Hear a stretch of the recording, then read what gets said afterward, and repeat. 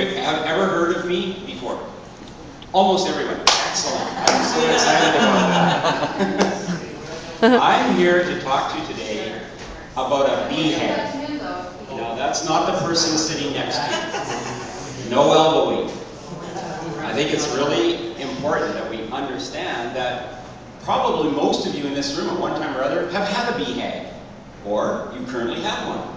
I got together with Amy about a week ago to see if Amy had a BHAG. And when I first got together with Amy, she was really worried that it might be some disease. And really, it's something that's very catchy, just like we saw in the video. So I'm going to tell you this afternoon how my BHAG came into being.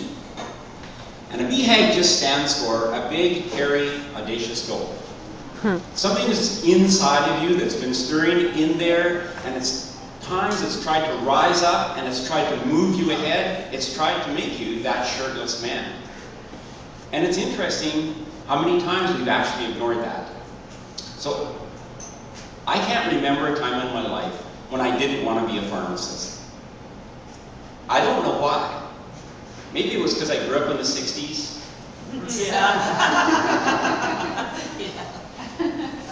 I don't have any idea where that came from, but I just wanted to be a pharmacist. I didn't know how to go about that. I grew up in a small town. I was I'm the youngest of I have 3 older brothers. They had no interest in science, no real interest in what I was trying to do, and so I don't know where that came from, but I just remember wanting that so bad, and not understanding why. And you know, it's interesting. Grew up in a small town, and I did a lot of other things besides that. And one day I was walking down the street, and this young gentleman who I did not know walked up to me, and he said, "I know your brother. I work at the drugstore, and I can't quit my job at the drugstore until I find somebody to replace me. Will you replace me?" And that's how I got involved and started down the road. But I didn't know yet. That was just a dream. That was just a goal. That wasn't my BHAG. So long in life, we've actually had little dreams and goals. Dean talked about going to university and becoming a lawyer. That's a goal, that's a dream, that's a goal. He did that, and yet you heard him talk about there was something inside of him that still stirred up. It wouldn't rest. It wouldn't go to sleep at night. And that's what was happening with me. I had this, I didn't even know what it was. So there I was every day. I was doing what I thought I wanted to do. I mean, I had a whole cupboard full of drugs. How could you not be happy? It was just a choice. A pink one, a white one. Which one was going to make me happy? But I had this whole cupboard of drugs, and I had this whole group of people who relied on me for information. And yet there was something inside of me that just would not quit. It wouldn't come to rest. And I ignored it for a long time. I ignored it to the point where I got so involved in being, you know, Mr. Big Businessman, Mr. Doing whatever, I was going to own 50 drugstores. I was going to be the greatest guy on the planet. I was going to make $1 bazillion, however much a bazillion is. I was going to do all that stuff. I was going to have the big house and the big car. And then one day I got a headache. Now, how many of you have ever had a headache? I've never had a headache. I had no idea what that was. I heard people talk about it. I've given people drugs for a headache. I got a headache. But it was really bad headache. It was like somebody hit me with a hammer. And what I didn't know was I had a brain infection. And 36 hours later, they were trying to decide whether or not I was going to live. And 36 hours after that, I had no kidney function, no liver function, and my brain literally unraveled. So I had lots of time to think. I didn't have much brain to think with, but I had lots of time to think. Now, I don't know if you know anybody who gets really, really ill. And we have what we call a healthcare system in Canada. It is actually incorrectly named. It is really a sickness care system. If you're healthy, you never need the system. They only put you into that system when you're sick. So I was put into this system. And I went from doctor to doctor to doctor. Fortunately, somehow I was surviving. I don't know how I was surviving, but I was surviving. And so doctor to doctor, and I would get the same thing told to me all the time. And don't forget, I'm educated in this area. I have like a degree in pharmacy. I have a diploma in geriatric pharmacy. I have, I think the last time I checked, 13 or 15 certificates and diplomas in the medical area. And no one has the answer. I don't even have the answer to how to fix myself. And that's when my BHAG was really born. Or I came to understand that my BHAG was about, first of all, me surviving this event, and then going out and finding other people that have been put into a system where they've lost control of their lives, and all I would really like is to have that control back.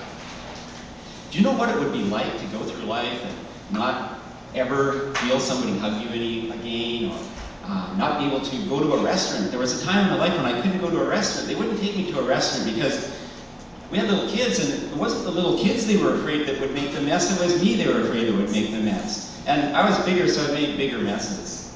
And I remember one time, this is so funny, at least to me, we went to a restaurant, and you know, you're getting all the drinks, and you're getting all the tables set up, and everybody's doing all this kind of stuff, and I knocked over everything on the table.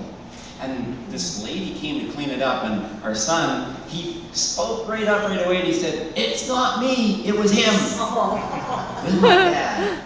And that was kind of one of my last trips to a restaurant. And so here I am, I'm doing this thing, and inside of me a BHAG was being born. And what I wanted to discover, what I really wanted to discover, is how do you get your life back when it's been taken away? And I want you to know that the medical system does not have the answer to that. All the drugs I had in my cupboard were no longer very much good. They don't repair your brain. And I had to go on a journey of learning myself how to repair myself. And so to do that, I started studying natural medicine. And I was fortunate in the fact that when I went to school, pharmacists were still somewhat trained in natural medicine. We studied pharmacognosy. I know that you're all familiar with that word, and I don't need to explain what pharmacognosy is. Pharmacognosy is actually the study of plants as drugs. Who'd have thought? Well, you know, you think about it, years ago, that's all they had. They had to get them from plants. And so I started to study pharmacognosy. I'm actually currently an active member of the American Society of Pharmacognosists. I can't even believe I can say that. And so I started to study that. And I found out that there's actually things out there that will repair your brain.